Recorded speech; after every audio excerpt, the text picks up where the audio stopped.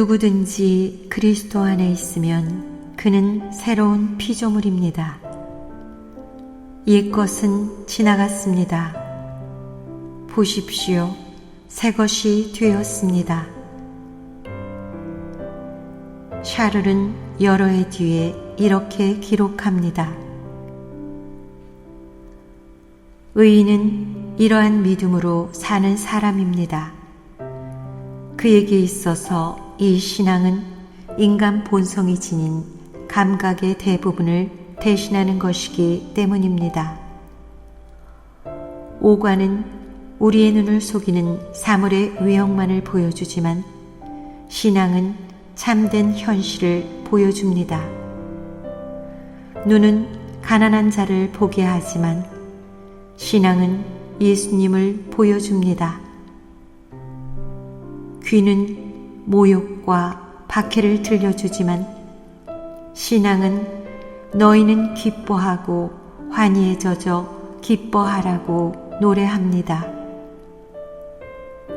촉감은 날아온 돌에 맞아 아프다는 느낌을 들게 하지만 신앙은 그리스도의 이름을 위하여 몇 가지라도 고통을 당할 만한 사람이 되었으니 크게 기뻐하라고 말합니다.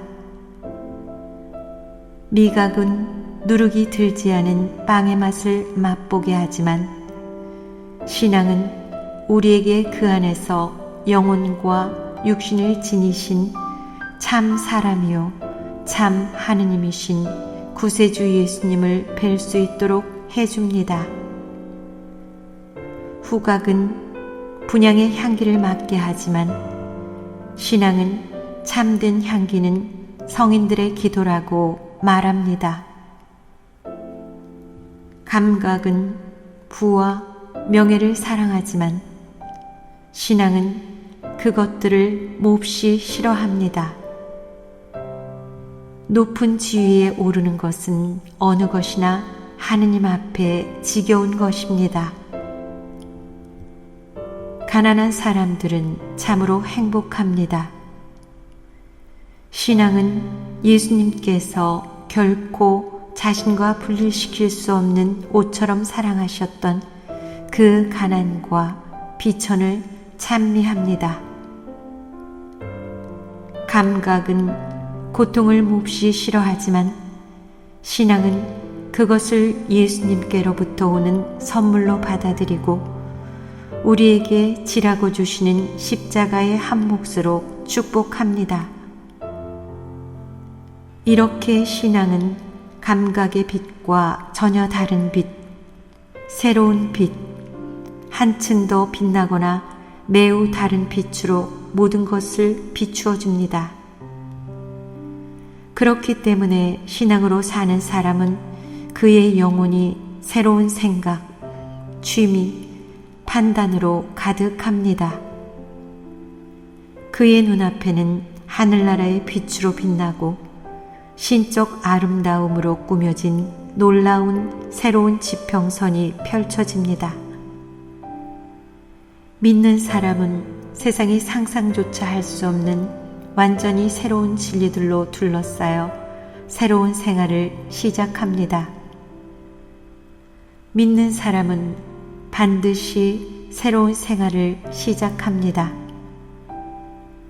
세상은 그의 행동을 어리석다고 보겠지만 그는 세상과 반대되는 생활을 하는 것입니다.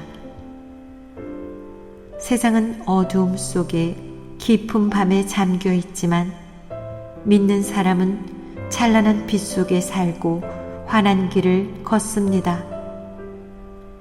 빛을 발견한 사람은 그 빛이 지닌 가치에 매혹되어 이를 귀중히 여기고 그 빛에 깊이 애착하며 그 빛이 가는 곳이면 어디나 따라갑니다. 세상의 그 무엇도 그를 빛에서 비켜가게 할 수 없습니다.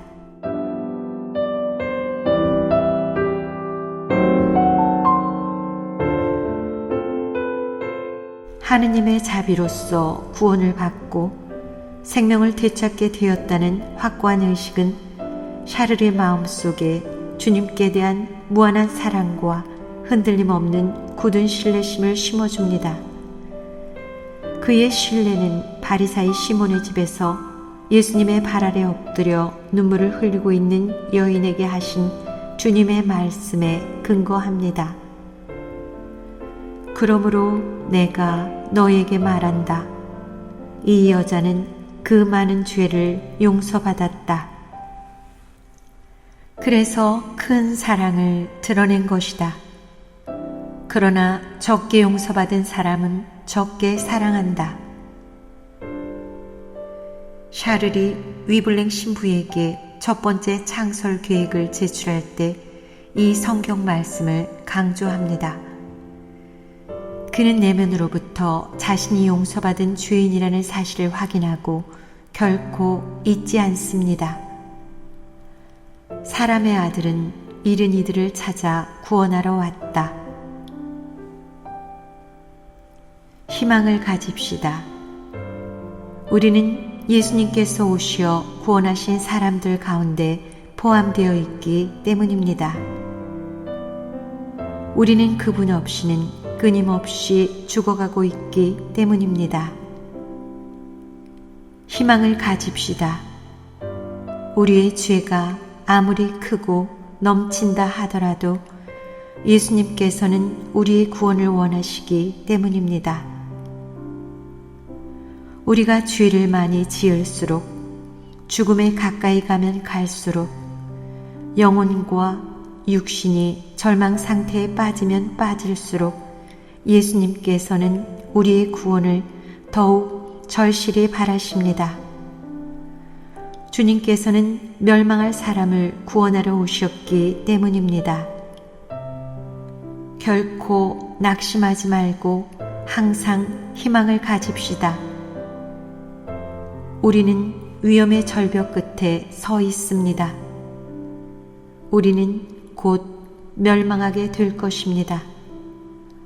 우리가 멸망하는 것은 당연한 일입니다.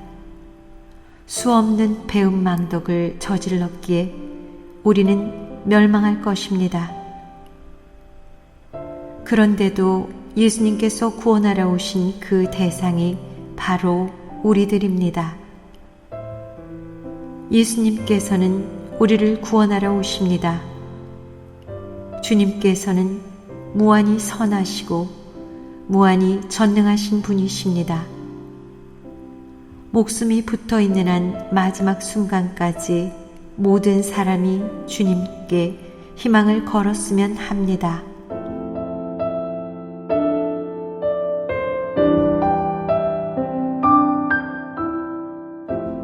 그는 예수님께서 낮은 자들을 구원의 대상으로 뿐만 아니라 당신의 특별한 친구로 삼으시기 위하여 선택하신다는 것을 우리에게 자주 상기시켜 줍니다.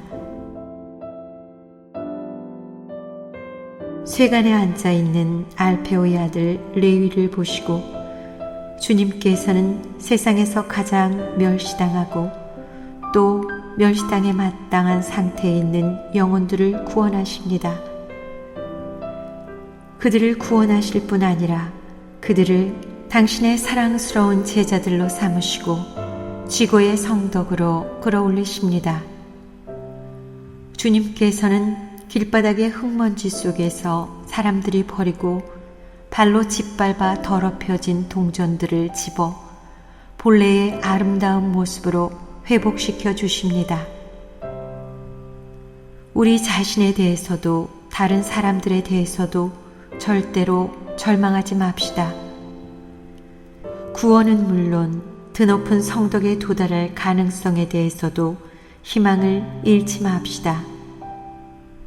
하느님께서는 이러한 일을 이루시기 위하여 전능하신 힘을 얼마든지 발휘할 수 있으십니다.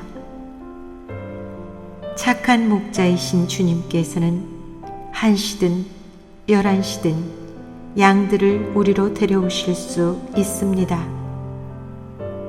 주님께서는 무한히 전능하시고 무한히 선하십니다. 성령께서 성 바오로의 말을 통해 말씀하신 대로 모든 것을 희망하는 것은 바로 우리의 의무입니다.